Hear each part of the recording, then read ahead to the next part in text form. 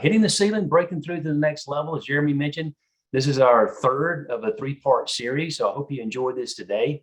I think a lot of the audience we have here today is the owners of the finishing businesses. So our agenda for today is I'm going to talk a little bit about us and McBrayer Associates. I won't take a lot of time there, but I want you to know who we are and what we do. And then I'm going to talk a little bit about you. And specifically what I mean by that is talking about your business and what you guys do, and kind of a different way to look at it perhaps. And then we're going to go into the tools. So the tools to utilize to help you break through the ceiling and achieve what you want to achieve. That's where the bulk of our presentation would be. And then I'll kind of lay out the process.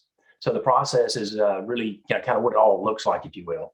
And I'm going to move this screen over here so I can see a little bit better. There we go. So kind of teeing this all off, talking a little bit about us, a little bit about my background. Jeremy covered some issues there. I started with PPG Industries. I was on the architectural side of the business, selling Pittsburgh paint, Lucite paint, Porter paint. I was with PPG for 21 years. I left in January of 2009. I was the sales director. I was responsible for about a third of the country, working with businesses just like yours, finishing companies, if you will. So I started this business in January of 2009. And as Jeremy mentioned, we started out as a sales training company, and that's what we did for years. There's an old saying, if you listen to your customers, they'll tell you the business that you're actually in. And what we heard was, hey, would you start coaching with some of our guys one-on-one? So we developed and we started coaching one-on-one. It got to be where it was a bigger part of our business than just the sales training. And then continued to listen to our customers. We started consulting. So we were consulting with leadership teams, owners, CEOs, CFOs, and the like, people that are like you on this call. And when we were doing the consulting, we created our own methodology for the sales training, and we created our own methodology for the one-on-one coaching. And we were creating our own methodology for the consulting until I had some customers tell me about something called EOS, the Entrepreneurial Operating System. So what I'm showing you today comes from EOS. So I'm certified to implement a professional to talk about this, but I want you to know where some of these ideas, kind of giving them credit for what's going on here. So that's kind of where you'll see some of this EOS. That's where it came from. EOS has been around for over 15 years. It started with a guy by the name of Gino Wickman that turned around his family business, sold it 7 years later, then started working with entrepreneurs, got kind of like I did on the sales training and the coaching. He spent 15 years trial and error, getting it better and better. And what you're going to see today is the way it is, right? So the primary takeaway I think that you're going to get when we're working with leadership teams is we make them better in 3 areas. It's called vision, traction, and healthy. Vision just means getting everybody on the same page, 100% on how do you plan on getting there. Traction means instilling discipline and accountability throughout the organization. So no matter where you are, you see your people doing your plan. And then healthy means making you more of a cohesive, functional, open, honest, fun-loving team, because most organizations, most of the time, they're not. So these are some of the companies that we either have worked with or we're currently working with. Leach Painting is part of FCA. You'll see some of the manufacturers we've trained, coached, consulted with over the years. This is just a sampling, just to give you an idea that my background is very similar to yours in terms of the finishing industry and our current business. The bulk of our clients are like you. So you're kind of in the right place. So kind of moving off talking about me and talking a little bit more about you, I want you to think about your business and think about it as this box that you see. So as you're thinking about your business, if you're normal and you start thinking about what's going on in your business, probably looks something like that, right? It's like this, it's everywhere. There's lots of things you got going on in the business. And for purposes of what we're going to do today, I'd like you to look at it a little bit differently, kind of pull yourself out of that box and look at it from kind of a 30,000 foot view. Michael Gerber coined the phrase, we need to work more on our business, not in our business. So when most of us started our business, we were the business, right? We're doing it ourselves. At some point, you start scaling, you start hiring people. And so we have to pull ourselves out of the business and look at how's the business doing overall. That's what leaders do. And that's what we're going to be doing today. So the title of what we're going over today is hitting the ceiling. And so when you think about when we bump up against the ceiling, you're feeling stuck, you're feeling frustrated, things are complex, chaotic, you're scratching your head, and we're always kind of thinking, how do we get unstuck? So the good news about hitting the ceiling is it's natural. It's a normal part of growth. So there was a study done in the 1960s. It's called How Organizations Really Grow, and they grow through evolution and revolution. So it looks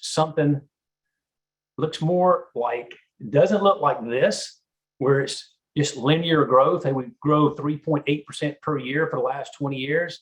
Doesn't work that way. And if you've been in business any amount of time, you know that. Businesses grow kind of like children grow. We grow in spurts. And the reason that happens is because we bump up against the ceiling. So we're going along, we're doing pretty good, and then something happens, we bump up against the ceiling, and when we bump up against the ceiling, there's one of three things that's going to happen. Either we're going to break through and we start taking off again, or we're going to flatline, and flatline simply means that's the kind of end of our growth. This is as big as we can become, and there we are. We never got past that certain revenue or certain amount of employees. Or the third thing that can happen is we fail. We go downhill. The latest stats that I've seen is 50% of startup businesses fail within 5 years. Fail, as in go out of business. So you think, well, I haven't been in business 10 years. I've been in business almost 13 years. And you think, well, okay, the probability of me being successful is a lot better. Not really. Just because you've been around, you made it this far, doesn't actually increase the probabilities. So when we talk about hitting the ceiling, you think about it this way, there's three different areas that you can hit the ceiling. Most of the time we just think about, well, it's revenue. We're hitting the ceiling on revenue. That's an organizational thing, but it can also be kind of a departmental thing.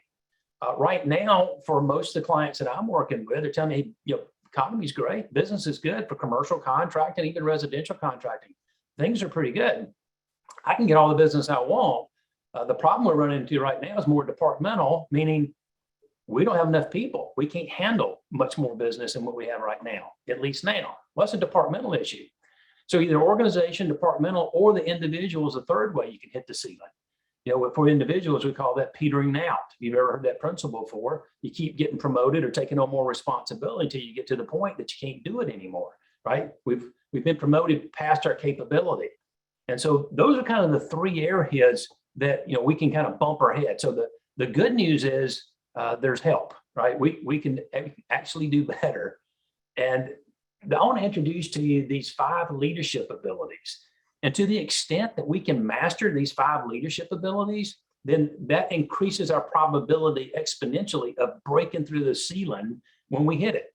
And the 5 are to simplify, delegate, predict, systemize, and structure.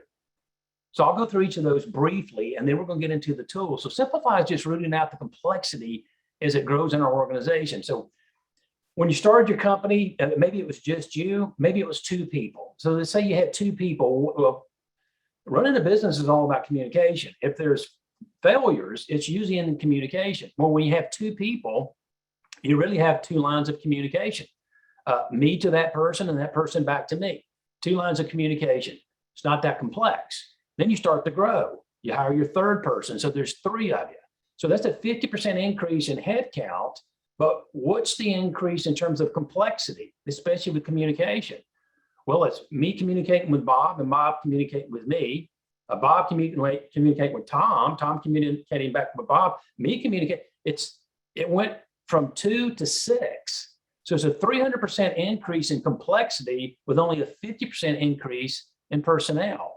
And it keeps getting more complex the more people that you hire. And that's the reason a lot of business owners, we kind of look around and go, what's so hard about this? Why do they not know how to do something? And it's because we got so complex, right, of that communication. It's just a lot harder to make things happen. The bigger you are, the more complex it gets. And our job as the owners or people running the business is to simplify, is to keep it simple. The second leadership ability is called the delegate and elevate. So the only way for an organization to grow is for leaders to build extensions of themselves and let go of the responsibilities. And that's hard to do. it's hard to say, I've got it now. I know I can't scale. I can't get bigger. If I'm going to keep doing all this myself, I need to hire somebody. And so we were reluctant to hire them because we want it to be done right. And when we do hire them, can they do the job? Did we really set them up? So there's an old story about us entrepreneurs. It's called letting go of the vine. You may have heard the story before. So picture this entrepreneur, and he's hanging off a cliff, hanging on the vine. He's got 150 feet to climb back up to get back on the cliff, or 150 feet. If he lets go, he's going to hit the ground and die. He's right in the middle. He's stuck. What are you going to do? So he shouts out and he says, is there anybody up there? And he hears this big booming voice. It sounds like God Almighty. And he goes, yeah, somebody up here. Do you believe? And the entrepreneur says, yeah, I believe. He says, if you believe, let go of the vine. Let go. And the entrepreneur says, is there anybody else up there? And I don't like the answer, right? It's hard for us to let go. But until we can learn to delegate, we can't elevate ourselves and continue to work on the business. The third leadership ability is to predict. And we have to predict on two levels. The first level is long-term predicting, everything that's 90 days or more out. So that includes your vision, your plan, your execution on your plan. And the tool that we use to do that is called rocks, big rocks. What are your major priorities for the next 90 days or beyond? And then the way we do that short term is what happens on a daily and a weekly basis. Leaders who are entangled in the day-to-day stuff typically push the issues out of the way, trying to make it to the next week. And all they do is kind of wrap some duct tape on it, put some twine around it. As a result, companies held together by duct tape and twine. So we got to get good at predicting. The fourth is to systemize. Every company has a handful of core processes that makes up your operating system. It can be your human resources, your lead generation, closing sales, operations, accounting. There's a multitude of them. So until we have the systems of what are the steps for each of those systems, it's very difficult to scale. We're hiring somebody hoping they know how to do it. They don't necessarily know how to do it the way we need them to do it for our business. And then the fifth leadership ability is the ability to structure, to take a big step back and get the structure right for your organization. That enables everybody to crystallize their roles and reduce the complexity. So these are kind of the overreaching leadership abilities, and we're going to get into the tools that help us master those leadership abilities. And so here come the tools, right? So when you think about what I'm about to show you, this model, it stems from a discovery that all entrepreneurs, all of us, we wrestle with 136 issues simultaneously. And that discovery tells us that to the extent that we can strengthen the 6 key components of our business, those 136 issues just tend to fall into place because they're really just symptoms of the true root cause. And so once I show you these 6 components and you understand what they are, I'm going to explain them pretty quick in kind of a first pass. Then I'm going to come back to each one of them and I'm going to show you the tools, 2 disciplines for each of these 6 components. So this whole thing starts begin with an end in mind, and that's your business. So your business is at the center of the model. And the first component, which should be for anyone, is what is the vision? So that's just getting everybody in your organization 100% on the same page with where you're going and how you plan to get there. Now, when we take the second pass on the model, I'll share with you those 2 disciplines that I was talking about to show you a little bit more about how we get there. The second of the 6 components is the people. So in order to have a great company, you have to have great people. And there's a lot of terminology about great people. We got to have the A players or the upper echelon of people. We're going to share with you the idea of what great people really looks like, really to simplify. And so we get a really good handle on what does it mean to have great people.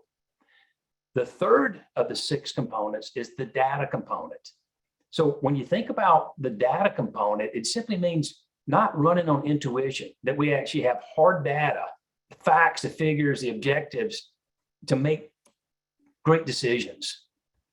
So when you look at, this is half of the 6 components that we're looking at right now.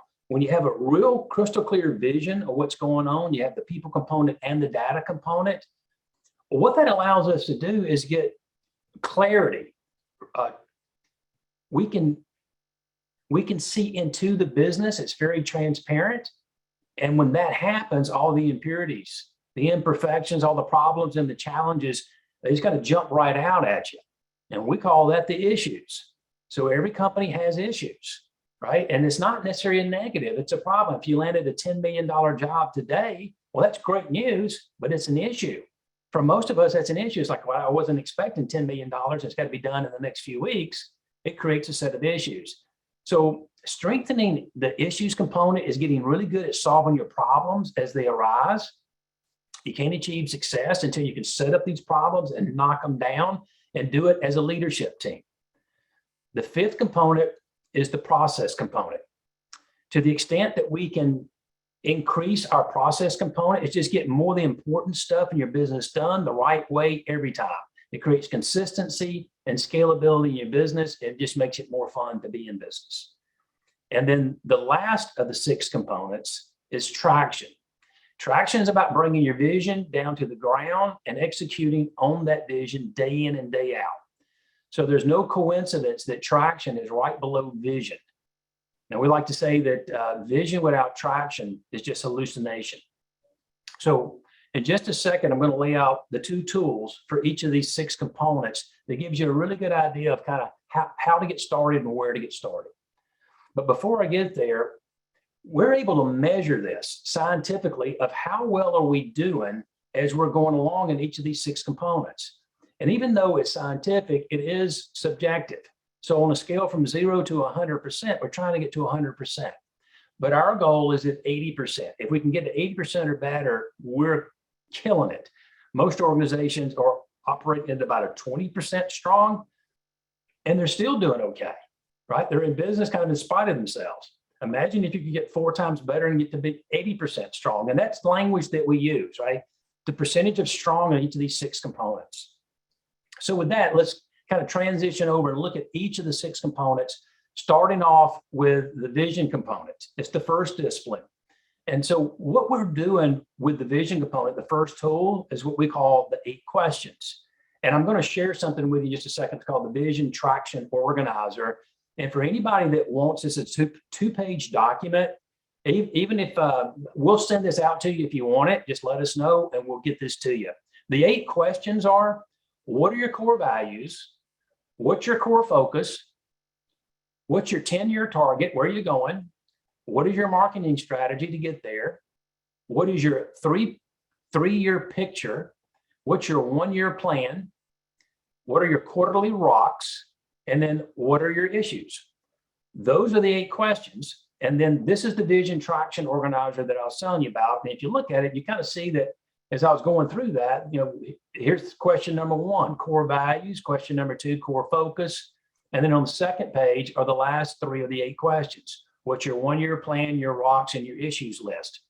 And I'm going to spend a little bit of time with each one of these. So starts with your core values. So what are core values? Core values are just characteristics that define who you are at the core and what you want for the culture of your business. So later in the people component, I'll explain to you exactly how we use your core values to attract great people and to repel the people we don't want. So they're just characteristics. I'll give you some examples of what some of those core values are in just a little bit. But that answers the first question. The second question is, what's your core focus? What's your sweet spot? If you guys have sat in on any of these webinars we had so far, I've mentioned to you that I played baseball at a high level.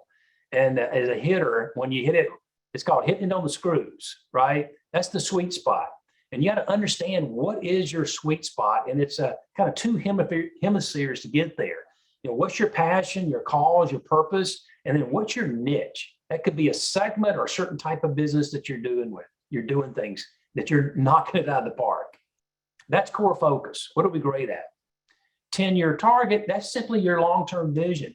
And it doesn't have to be 10 years. It's usually anywhere from 5 years to 30 years, but it's just directional. It's not a long-term strategic plan that takes you forever to build that out. it's pretty much, how big do we want to be? What's the key measures that we're looking at to kind of get there? Where are we going? And then the fourth component is what's your marketing strategy? So your marketing strategy is getting everybody on the same page about, first of all, who is our target market? Who's our ideal customer profile? What's the demographics, the geographics, the psychographics? What is their big problem that we're typically solving? We have to get crystal clear on who we're going after. And then these other three of the marketing strategies, that's our messaging, kind of how we get there. So your three uniques, all the three uniques is your differentiators. It's like, what's different about your business than your competition? And it's not that all three of these, none of your competitors have. It's they don't have the same combination that you do, or if they do, there's probably only a handful that have the same combination of differentiators that you do. They're not as good as you are in that area. And we have to get really clear, and that has to be the drumbeat throughout the entire organization of knowing what are we really good at. The proven process is just, when you start doing business with us, this is how it works. I'll show you our proven process next to the last slide today of kind of how this all kind of comes together. When you start with us, as we get going, each of the steps, if you will. And the guarantee is just our ability to reduce the risk of somebody that's thinking to do business with us, right? How do we lower their apprehension of doing business? So it doesn't have to be a legal guarantee. It can just be, satisfaction guaranteed, or we're going to make you happy, or we're going to, whatever it may be. But there's something there to minimize that risk if they have not done business with you before. So that kind of takes us one big picture and leading up to what is the 3-year picture. So the 3-year picture is 3 years out. That's the future date. Going to your long-term target, your 10-year target, your 12-year target, whatever it is, what's the date of that? At 3 years from now, where would that be 3 years from now? What is your revenue? It's kind of a milestone. If we're going here, where do we need to be in 3 years to be tracking to get to our long-term plan? What are the profits? And measurable is usually just one measurable. We got a saying that less is more. So it can be like the number of total customers we have, number of general contractors have. Maybe it's the number of employees that we have. And what does it look like? This is just mapping out 3 years from now, what all do we need to have?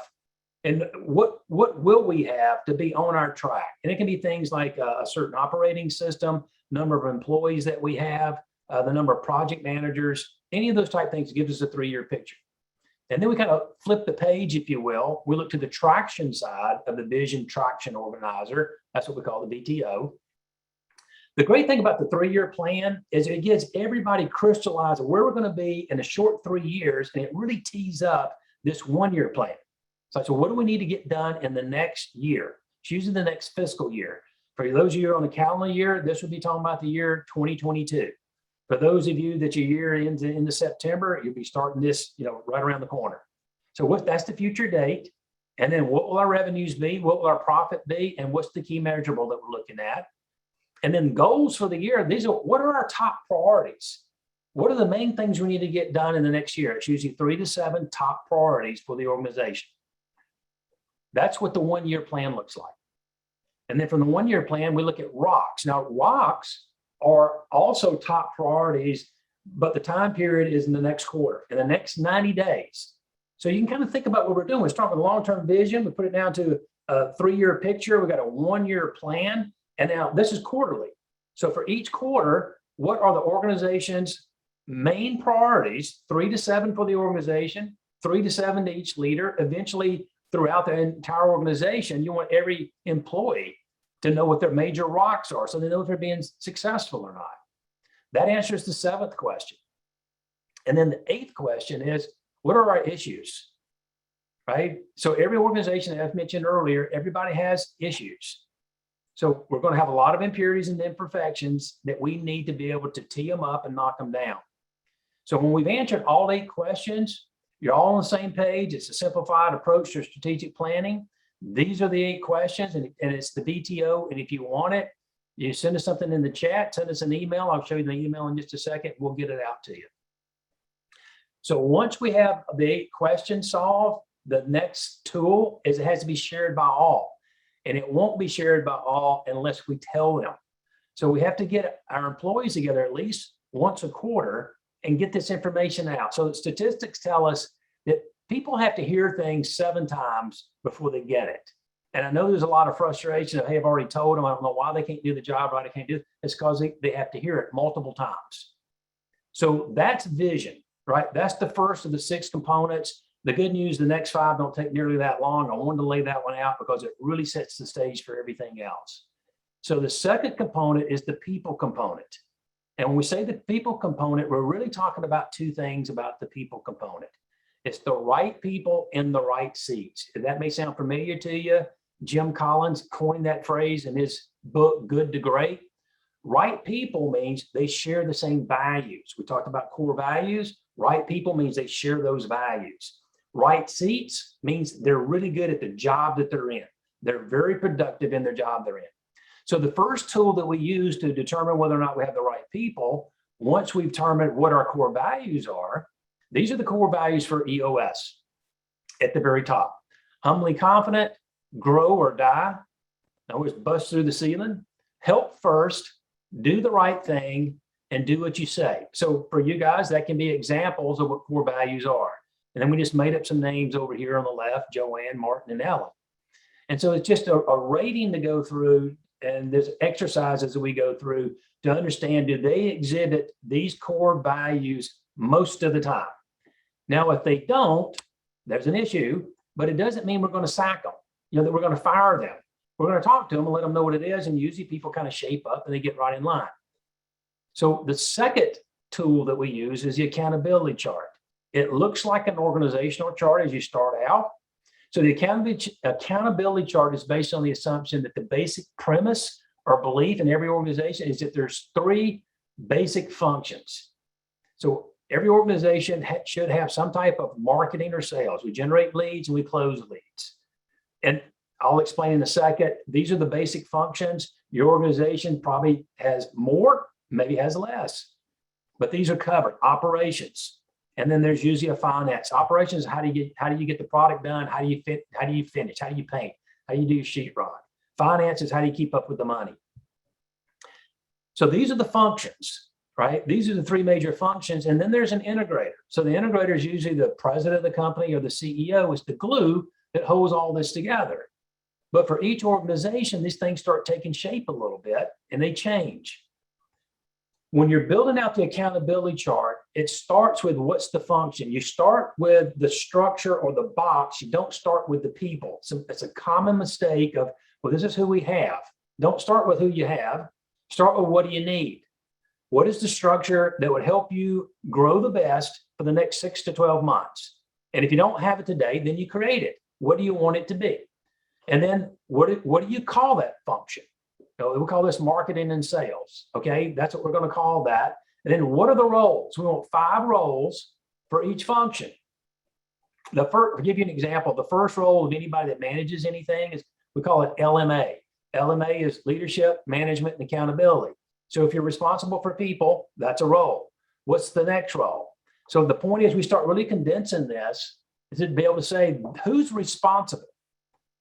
So the first step is what's the function? The second step is what are the roles? And then eventually we'll get to let's put people in those roles. Who are the people? What's the name?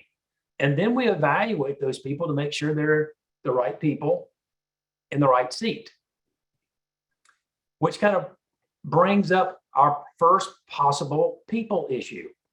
So when we talk about people, we can have one of 2 types of issues. One is we have the right people or the right person, but they're not in the right seat. Well, what does that mean? Well, they share the right characteristics.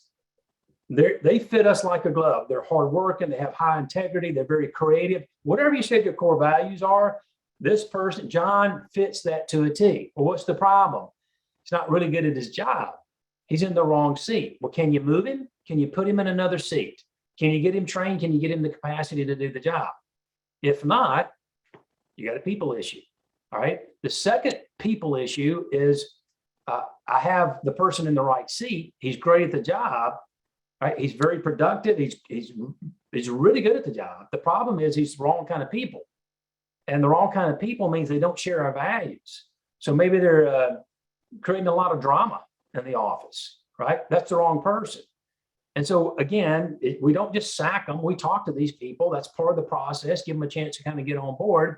But if they don't, we would be encouraging you to make a change, because they can hurt you in ways you haven't even thought of before. These are the people that we call a cancer. They're a cancer to the business. So that's the second component. The third component is the data component. So the rest of this is going to move a lot faster, kind of teeing this up. But the data component is all about boiling your business down to a good, solid, hard data. Running your business on data rather than feelings or emotions. That's the way most people end up running their business. And so the first tool that we use to do that is called the scorecard. So the scorecard, it just gives us a weekly take on the measurables that you determine are most important. So here's an example of what a scorecard looks like. This is a blank scorecard, right? And so we're looking for the 5 to 15 measurements, weekly measurements that you can look at and say, business is doing great. Imagine that you're on vacation on an island and communication's hard, but you even get a one-page document every week. That's what you want this to be. So you can look at it and say, we're either good or I'm starting to see some patterns and some things that we got to get some focus on, not waiting until it's a full-blown crisis. So to kind of fill this out, all these measurables have somebody assigned to it. It can be more than one person for each measurable, but you can have a person handling more than one measurable. So measurables, these are some examples. Weekly revenue, what's the cash balance? How much closed business do we have? What does our accounts payable look like? How many errors are we making in operation? Just some examples. So we got what the measurable is, who's accountable for it. The next step is what's the goal? So we got to have a goal, right? This is our attainable goal that basically says if it's not within our goal, then we may have an issue. And then the last part of that is we want a 13-week rolling history. In this case, if you're looking at the far right, December 23rd, that would be the most frequent week. And then we're looking for trends. So some of these things you pop up, even like a weekly revenue, we're saying, okay, it was 2 weeks in a row that we're a little bit off. Our goal is to be at 84,500. For most of these weeks, we've been there, but a couple of times it's fallen off. What's going on? So that's just a simple way of looking at a scorecard. You want eventually everybody in the organization not looking at this scorecard. This is kind of a leadership scorecard, but for their department or for their individual area. Everybody needs to be accountable for something. So the first tool is the scorecard. The second is measurables. And the way to explain that, if you think about scorecarding are lag measures. This is something that happened. This is how much money we got in, this is how much we billed. Measurables are leading indicators. These are usually actions or tactics that we're looking for people to take. Again, eventually you want everybody in your organization having 1 to 3 measurables each week. Helps them keep them focused, and they can look and say, I had a great week. I was supposed to do X amount of these things, and I exceeded that. So that's the data component. And then as I mentioned, so that's the top 3: vision, people, data. When you have those three of the 6 ready to go, it just really crystallizes the next of the components, which is our issues. So we're going to smoke out the issues. There's only ever been 23 business issues. So we got to get really good at identifying them and resolving them. So the tools that we use to do that, there's actually 2 tools that we use: the issues list and something we call IDS. That's our issues solving track. So let me kind of go back to issues. A lot of organizations, our employees don't want to tell us about the issues because they don't want to come across as being negative or be the bearer of bad news. So most of the issues we don't hear about. We talked about there's 3 things that we help companies with when we're doing this kind of work. One of them was the vision. The second was the traction. And the third one is being healthy. And healthy means that we feel really good as a leadership team that I can bring up an issue and people don't get defensive, because I'm not pointing fingers. I'm not assigning blames. I'm just saying this is an issue. We had one of our key employees say that they're going to resign in the next 2 weeks. Well, that's an issue. And we don't go to, well, whose fault is that? That's not the point. So let me kind of show you how this works. Gives you a better idea of the issue solving track, or what we call IDS. So IDS is just simply an acronym, and it stands for identify, discuss, and solve. And so for most organizations, imagine if you have a weekly meeting, with your leadership team. If you don't, you should, right? It's usually 60 to 90 minutes. You meet once a week. Yeah, it takes some time, but it eliminates a lot of time throughout the rest of the week, gets everybody on the same page. And so a big part of those meetings, they start off, I've got an agenda. We're 2 seconds into it. Somebody's got an issue. And what do we normally do when we hear about an issue? We discuss the heck out of it, right? And what IDS is really saying is, well, let's not just discuss the heck out of it. Let's start with identify. Let's identify what's the root cause. Keep peeling back the onion until we get to the chronic issue. What is the chronic issue? Then we discuss it. And there's kind of some ground rules about discussion. Number one is don't repeat yourself. If you start repeating yourself, you're just trying to sell your idea. We got it. And you go around and everybody kind of like, they discuss it. Once it starts becoming redundant, then you move to solve it. And you want to solve it permanently so it doesn't pop up again. You can't always do that in a weekly meeting, but you can at least make progress. Like, we don't have enough information to solve that today. Who's going to go get more information so that we can be teed up to solve it next week? So kind of how these two things tie together. The issues list that I mentioned over here, imagine that you have a meeting, your weekly meeting, something pops up early as an issue. Then we call it drop it down to the issues list. We're tracking this. And so think about like a parking lot on a whiteboard, right? That we're just issues. And then here's the first issue. We're not going to identify, discuss, or solve it. We're not going to IDS this now. We're putting it over here. And the reason we're not doing it now is we don't know that that's the priority. We just started the meeting and one issue popped up. We don't handle issues in chronological order. We shouldn't, right? We're going to get to the rest of our reporting, which is probably going to take 15 minutes tops. And through that 15 minutes, there are probably several other issues that pop up. In this case, we're getting an example. There were 7 issues that popped up. So with our issues list, what we want to do now is prioritize the top 3. We don't want to prioritize the entire list, or we're going to spend all our time prioritizing things we're never even going to get to. We won't have enough time. So in this case, we prioritize the top 3. We start off with the first one. Let's IDS it. If we're able to solve it, and we will, at least if it's advanced it, and we'll talk about it next week, we have more information. We take it off the board, if you will. We kind of erase it. And then we go to number 2 if we have time. We may get through all 7. We may not finish the first one, but at least we're working on the top priorities of solving them, not setting them up, knocking them down. And again, the biggest problem with most of our organizations is they never get set up. You know, they're swept under the rug. People are like, just hide it from the boss. It's not going to go over well. It's not a healthy way to run the business. So that is when we're setting up issues, having the priority list, prioritizing the top 3, then IDSing those, then we're running 100% strong, right? Kind of comes back for each of these categories. We're trying to get to 100% strong. So that's the 4th of our 6 components. The 5th one is process. So if you think about process, every organization has a handful of core processes. Human resources, how do we go out and get good people? Generating leads with marketing, closing leads from sales. Operation usually has multiple core processes. Accounting, how do we keep up with the money? Customer satisfaction, how do we make sure we're taking care of the customer? So we want to document those. That's the process. We need to have it documented. Most organizations do not have it documented. They're either kind of on one end of the scale or the other. Either there's no documentation, makes it really hard to scale and hire people, makes it really hard to train people. We got to find people that are already trained, which means they're probably retreads. So they're trained, but probably they're not trained our way, right? Because we don't have a way. So we got to document that. So either they don't have it or they go all the way to the extreme and they have SOPs, standard operating processes. They're great, except it ends up to be a 700-page document that nobody follows because it's 700 pages. So what we're looking for, if you guys recall the Pareto's principle, the 80-20 rule. The 80-20 rule says 20% of our inputs gets us 80% of our outputs.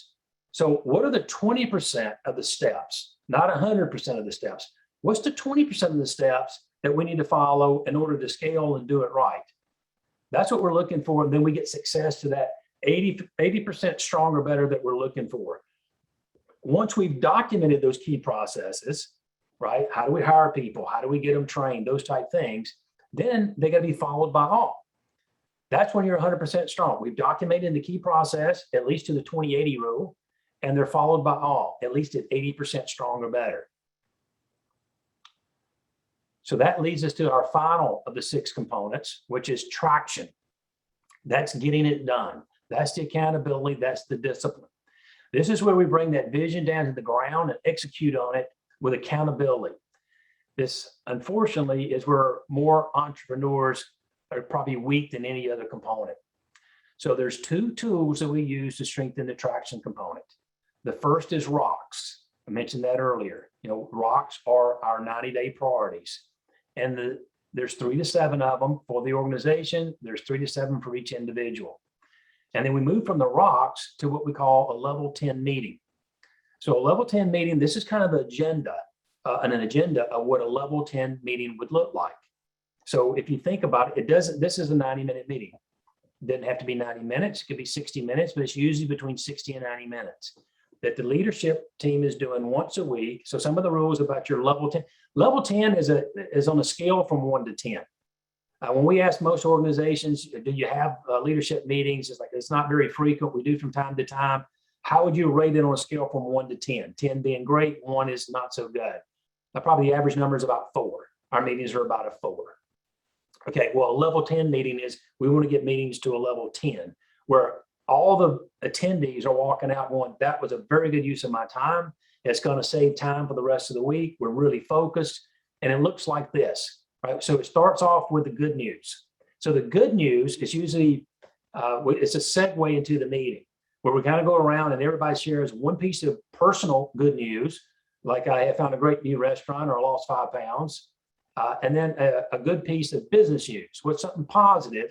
So it puts us in the right frame of mind that we're very positive, but it also forces you to think about looking on the business, not in the business, right? I'm not asking for one piece of negative news. It's a detail. I need to get everybody out of the box and looking at the box, working on the business. And so that takes less than 5 minutes typically. All this is reporting after that. So we look at the scorecard, we review the scorecard. If anything is not looking good, then we drop it down to the issues list. We don't discuss it yet. We're still in reporting. And there's a tendency to do that because that's what we've always done. That's the purpose of the scorecard they introduced earlier. Then we review the rocks. You notice we have like somebody's name beside each rock, who's responsible for it. And when we're going through the list, whoever's leading the meeting is saying, okay, how are you doing on the rock? Bob, how are you doing on this rock? And there's only 2 answers we're looking for. Either I'm on track or I'm not on track. That's it. We don't need to hear you're on track and how hard you work and all that. We don't have time for all that. It's going to be another 3-hour meeting. Everybody's going to lose their energy. If they're not on track, guess what happens? Drops down to the issues list. We're going to get to that in a minute. Doesn't mean it's Bob's fault. Just means it's not on track. So then we move to the customer and employee headlines. Is anything reported? Anybody got anything to say about anything going on with any customers? Yeah, this customer is expanding. They want us to do more work. That's going to be an issue. Oh, put it on the issues list. It's a good issue. We've got a key employee that just gave us their notice they're going to resign. Okay, we're going to fill that spot. If there's nothing here, it's fine. But again, we don't get derailed. Coming out of these meetings, there's always a to-do list. So if you think about, we talked about goals, right? 1-year goals. When we break it down to 90-day quarterly, right? We call those rocks. And then we're coming out of each meeting, right? What are our top priorities? These are all priorities. You got 1-year goals, those are priorities. 90-year rocks, those are the priorities for the next 90 days. The 1 week, we got 7 days or less to get this next thing done, kind of our to-do list. That's the to-do list. Those are the priorities to get done over the next week. Who's assigned to do it? What are they going to do? So you walk out of every meeting knowing, what do I need to do? So we review the to-do list, and we're expecting those to be to done, right? That was your to-do list. You got them to done. The rule of thumb is we need to be getting at least 90% of those done on a weekly basis. If we're not, that's an issue. That in itself is an issue. So we do this reporting, it's 15 to 20 minutes, and then you get to the heart of the meeting, which is solving your issues. That's what leaders are designed to do, is to solve problems. Tee them up, identify what's the root cause. Let's discuss it as a group. Okay, we're starting to repeat ourselves. We got it. Now let's move to solve it and solve it so it doesn't happen again. so that we're not complaining every week, week in, week out about the same thing. That's when people stop talking about it. It's not getting fixed. It's just stop talking about it. Then the last 5 minutes is concluding the meeting. So in concluding the meeting, there's a couple things that we're doing, making sure that everybody's clear on their to-do list, that we know what the messaging is going out of the meeting so that nothing is jumbled up and that we're confusing the rest of the team that's supposed to be following the leaders. And then the last thing we do is we ask you to rate the meeting. How was the meeting? And that gives everybody a chance. It's just one word. And it's a number between 1 and 10. You know, it's an 8 or 9 or 10. That's very good, or something less than that. It's like from that person, they're just telling you with one word, I didn't get a lot out of this meeting. So that is, when you look at the whole thing, that's our traction when we're obtaining our rocks and we have a meeting pulse of their level 10 meetings. That's 100% strong. That's what we're looking for, right? So this is kind of it with all the 6 components and each of the tools that fall into that component. So I told you there's 4 things that we're going to cover. The last one doesn't take but a second, and then we'll go right into the Q&A. And I can backtrack through any of these slides and pull something up if you got a question about it. So get ready with your Q&A. The way the process works, if anybody's interested, want to know more, and it starts off with having a meeting like this, that we're telling you about us, about you, the tools and the process. If you started to engage somebody in EOS to do this, we have a full day focus day.